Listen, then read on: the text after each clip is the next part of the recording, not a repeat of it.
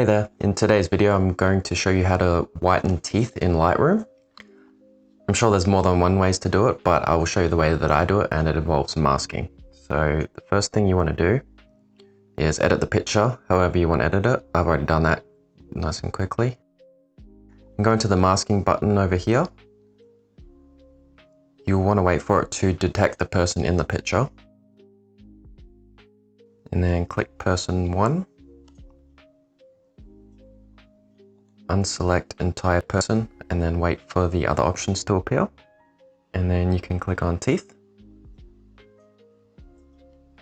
And you'll see that it's highlighted the teeth. And then all you need to do is you can bring up the exposure a little bit, not too much. And then you'll want to go down to color and adjust the temperature on it. Just bring it to the left a little bit so it removes that yellow hue that it has.